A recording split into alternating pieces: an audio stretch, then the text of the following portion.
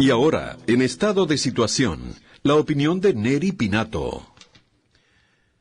¿Qué es y qué define a una democracia?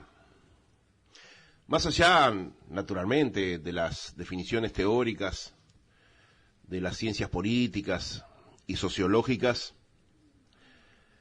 tal vez hay una frase del gran presidente norteamericano Abraham Lincoln, que la dijo al terminar la terrible guerra civil de su país allá por mediados del siglo XIX, que enfrentó a hermanos de un mismo país por muchas razones. La más conocida de la historia fue la liberación de la esclavitud negra que llevaban adelante los estados del sur. Dijo Abraham Lincoln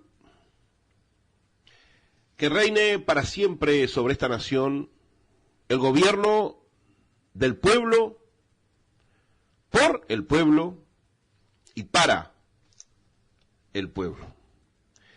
Creo que si uno tuviera que resumir en una frase, tan solo en una frase, una magistral definición del sistema democrático, creo que esa de Abraham Lincoln, por lo menos para mí, es la mejor de todas. Le podría sumar otra gran frase de el más grande político que tuvo el Uruguay en todos los tiempos, don José Torcuato Valle Ordóñez, que dijo o escribió que el pueblo no solamente debe contentarse con elegir a sus gobernantes, sino que especialmente debe gobernar a sus elegidos. ¿Y por qué hago estos dos aportes de estas dos figuras, yo diría universales, Lincoln y Valle, para empezar este editorial de hoy? Porque creo que es muy importante el modo de llamar a las cosas, porque termina definiendo a las cosas. Y muchas veces esa definición nada tiene que ver realmente con el contenido, con las sustancias de las cosas. Y esta cosa que yo estoy tratando de definir es nada más y nada menos que el sistema político que nos gobierna.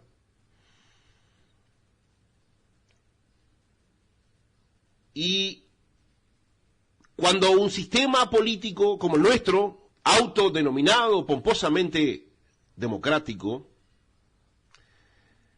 los que se privilegian no es justamente lo que decía en su sublime frase Abraham Lincoln, el pueblo. ¿Recuerdan aquello de un gobierno por el pueblo, del pueblo, por el pueblo y para el pueblo? Sino que en realidad los que se privilegian son aquellos que lo administran en vez de quienes lo sustentan, que es el pueblo trabajador, el pequeño y el mediano empresario, con sus aportes y sus esfuerzos.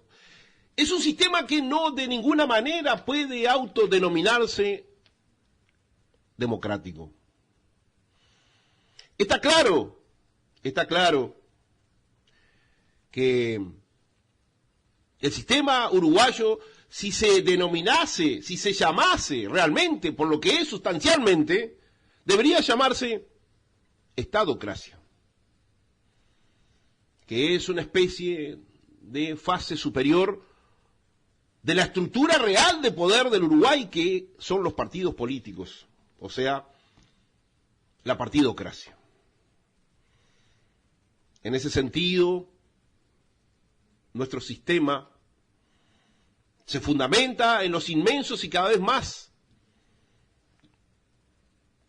privilegios que el Estado y las corporaciones que gobiernan el Estado tienen, que básicamente son tres: las corporaciones políticas, o sea, los partidos; la corporación sindical, o sea, los sindicatos; la corporación gerencial, que son los eternos gerentes que manejan toda la estructura burocrática y administrativa del Estado uruguayo, y que en una estructura que hoy ya le cuesta al pueblo trabajador y a los empresarios trabajadores unos 28.000 millones de dólares por año para sostenerla, evidentemente cambiaron dramáticamente la ecuación fundamental de la democracia, que es el Estado al servicio de las necesidades de la gente, en las necesidades de la gente al servicio de los privilegios de estas corporaciones, que son realmente las que gobiernan al Uruguay. Pero amén de esta definición, que creo yo fundamental, porque soy de los que piensan que el nombre significa una realidad, o debería. Es decir, que nunca el nombre debe enmascarar a una realidad. Le tenemos que agregar otras dos definiciones u otros dos conceptos que naturalmente definen una verdadera democracia. El concepto de la justicia y de la educación. El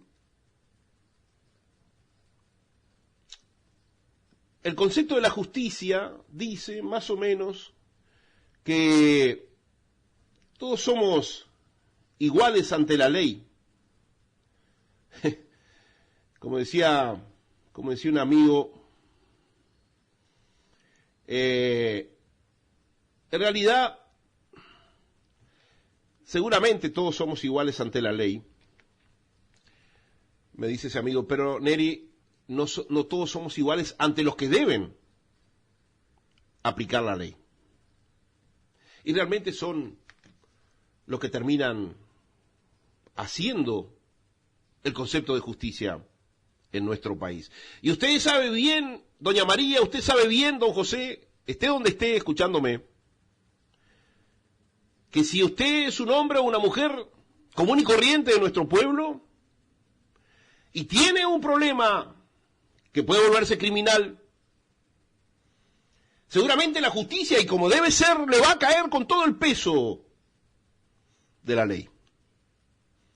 Ahora también usted sabe, doña María, usted sabe, don José, esté donde esté, que si por el contrario es un poderoso político o un poderoso empresario, difícilmente, sea cual sea la acción que usted ha hecho en perjuicio, en estafa del bienestar común y colectivo, usted sabe bien que, a no ser una sorprendente definición judicial, nada les va a pasar. Ejemplos hay por decenas. Acá rescato, buceando siempre en la historia para encontrar ejemplos, para encontrar definiciones que avalen lo que estoy diciendo. Acá rescato la carta que le escribió el general Aparicio Saravia a su hermano Basilicio en Caraguatá, el 6 de mayo de 1897. En parte de esa carta, el Águila del Cordobés le escribía a su hermano Basilicio: la patria no es solo un grupo de mercaderes y de histriones políticos que han hecho de las prerrogativas de los ciudadanos nubes que el viento lleva, y que se sientan hoy en donde se sentaban próceres y adalides en los tiempos heroicos de nuestra historia. La patria es el poder que se hace respetar por el prestigio de sus honradeces y por la religión de las instituciones no mancilladas. La patria es el conjunto de todos los partidos en el amplio y pleno uso de los derechos. La patria, hermano, es la dignidad arriba y el regocijo abajo. Y esto es, por sobre todas las cosas, un Estado al servicio de la gente. Y lo otro que define una verdadera democracia, y sin la cual es imposible aspirar a ese seamos todos iguales en oportunidades y ante la justicia, es la educación, que también supimos tenerla en este país. La educación bareliana, la educación de la Torre y la educación del Pepe Valle, que supo universalizarla especialmente a través de los liceos y las plazas de deporte. Yo, no hace tanto, en el año 82, cuando vine de mi pequeño y querido pueblo Tomás Mensoro a estudiar a Montevideo, supe sentarme en aulas de la universidad, apenas bajado de un ómnibus del transporte colectivo. Supe sentarme con otros gurises y gurisas que venían de los barrios más ricos de Montevideo, traídos por sus padres, por sus propios autos de gran valía, al lado, y asumimos el mismo conocimiento que nos transmitían grandes profesores, sentados en una misma aula y en las mismas sillas. No importaba que uno viniera de una pequeña colonia de italianos en el pueblo más lejano del Uruguay y que otros vinieran de Carrasco, de Punta Gorda o de Punta del Este, porque lo único que nos diferenciaba era la inteligencia que podíamos tener cada uno para asumir ese mismo conocimiento que la Casa de Estudio Mayor del Uruguay de por entonces nos proporcionaba. Hoy, en el Uruguay de hoy, 40 y pocos años después, el adoctrinamiento educativo ha generado una inmensa brecha de pobreza, no solo económica, que es tan solo una consecuencia de la pobreza mental e intelectual, con la cual han destrozado la vida de miles de nuestros jóvenes en pro de un proyecto de eternización política de las cuales son tan culpables los zurdos como los derechos. Los zurdos por llevarlos adelante y los derechos por no hacer nada para evitarlo. Por tanto,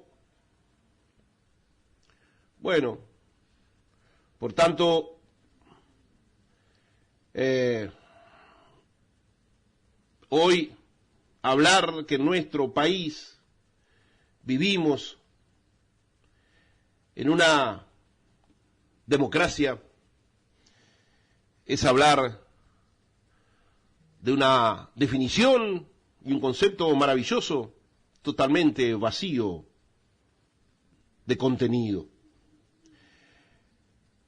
Yo ayer, en relación a esto de la justicia y el derecho, rescaté un WhatsApp que compartí con miles de nuestros seguidores, en la cual reflexionaba hace un tiempo atrás sobre esto de la justicia. Porque no hay nada más despreciable que la ley y sus representantes, cuando la misma se termina transformando en un recurso para que el pueblo no pueda evitar que les quiten el fruto de su trabajo a través de las estafas permanentes que padecemos, y a la larga termina quitándonos el pleno disfrute de nuestros derechos y de la verdadera libertad.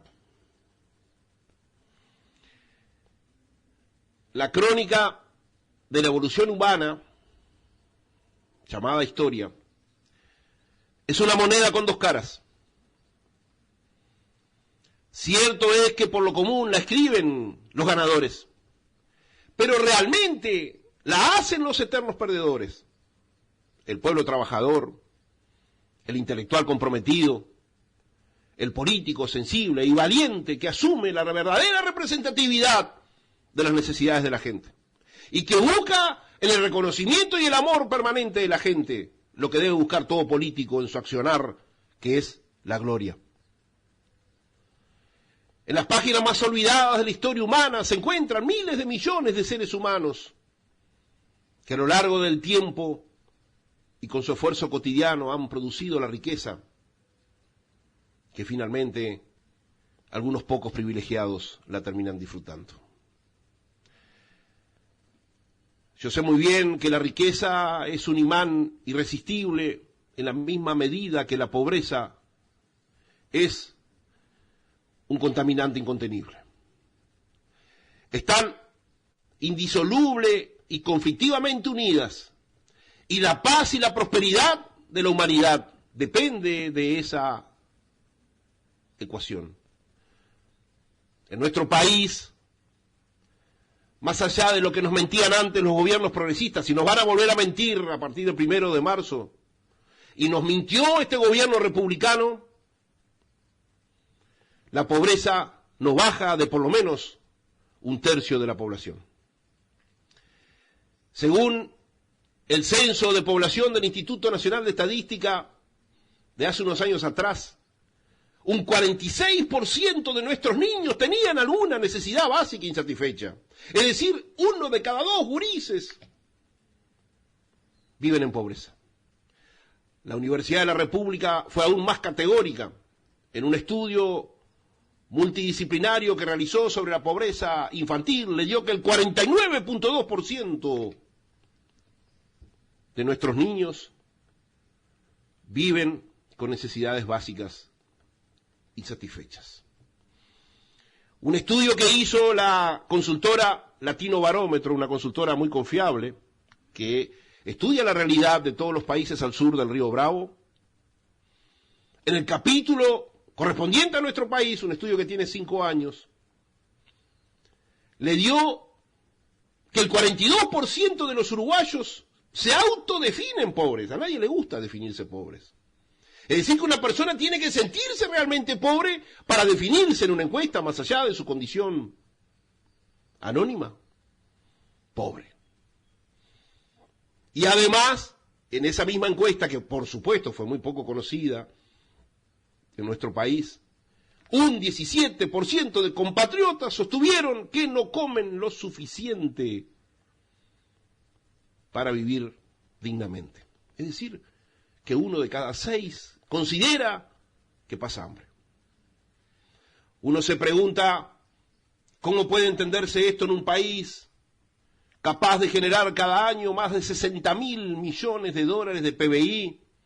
Un país capaz de tener un Estado que nos cuesta 28.000 millones de dólares por año, y capaz de haber tenido ingresos en la última década de más de 200.000 millones de dólares. Entró tanta plata en nuestro país en la última década, que si se hubiese repartido equitativamente ese dinero que entró, por exportación de trabajo de los uruguayos, por supuesto, por inversiones, por toma de deuda externa, si se hubiese repartido ese dinero, le hubiese tocado a cada familia, escuchen esto, 200.000 dólares.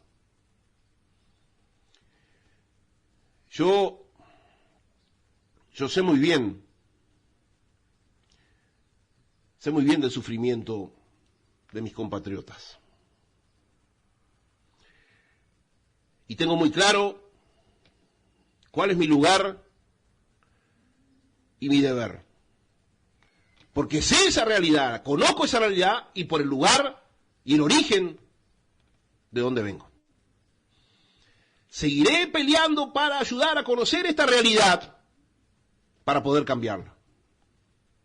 Porque nadie puede cambiar una realidad si no la conoce, si no sabe cuáles son sus causas. Yo lucho por un país que tome de cada uno según su capacidad y le devuelva a cada uno según su necesidad. Es un ideal posible, y mucho más en nuestro riquísimo y productivo Uruguay.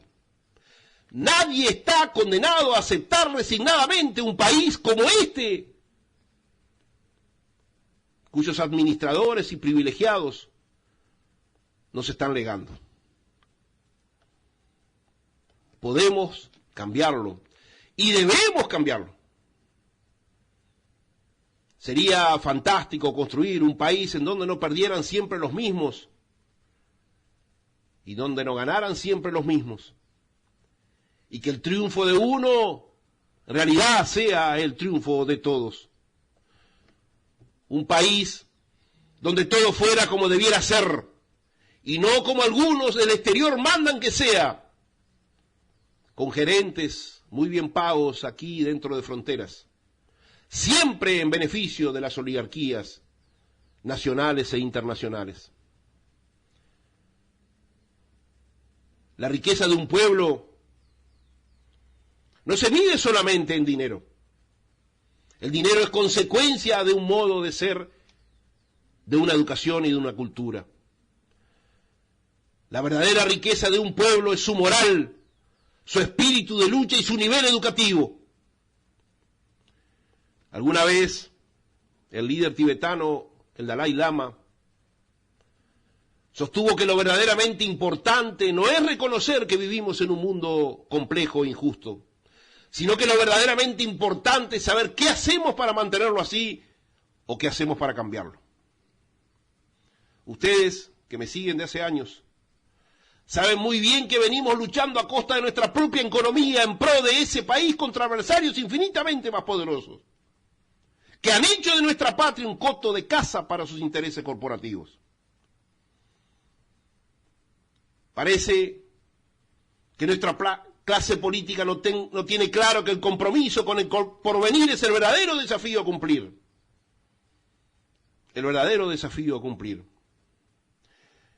Hay muchos que me señalan despectivamente como un idealista, como un rebelde por lo que escribo y hago, y que el Uruguay es un caso perdido, gobierne quien gobierne.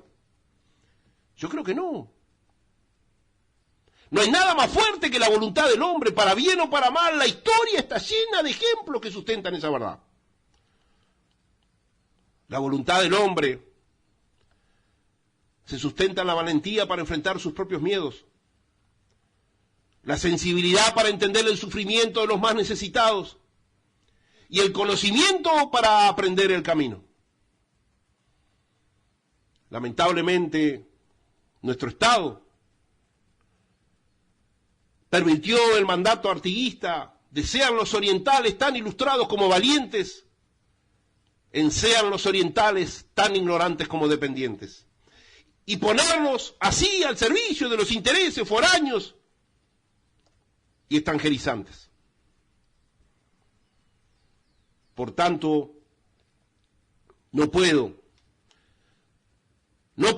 encerrarnos en nuestro éxito vital, personal y relativo, porque siempre el éxito es relativo, y olvidarnos de los demás que van quedando atrás en el camino de construcción de sus vidas y de la sociedad en la cual vivimos. Si tengo que dejar un mensaje de fin de año y especialmente mirando el futuro,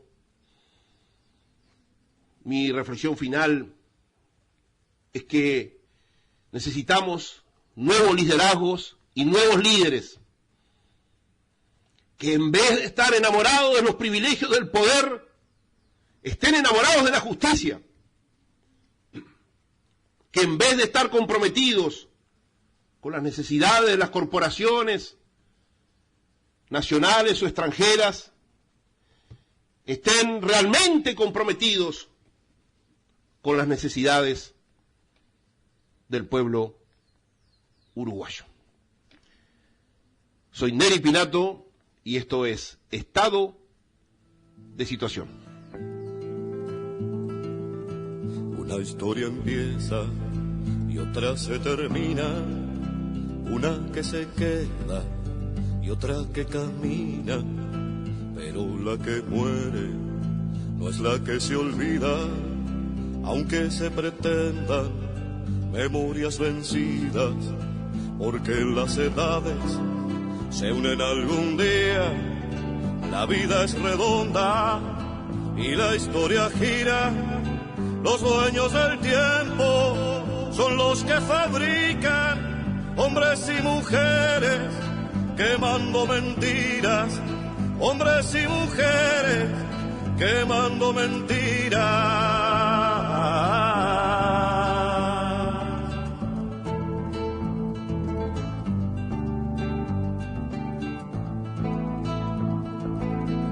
Una historia guarda raíces queridas y los ojos llenos de agua contenida y un porqué gigante buscando familias y madres de tierra venciendo su herida, porque hay otra historia bajo la ceniza, igual que una estrella que adentro ilumina, y el fuego sembrado será la ceniza que arderá mañana, quemando mentiras, que arderá mañana, quemando mentiras.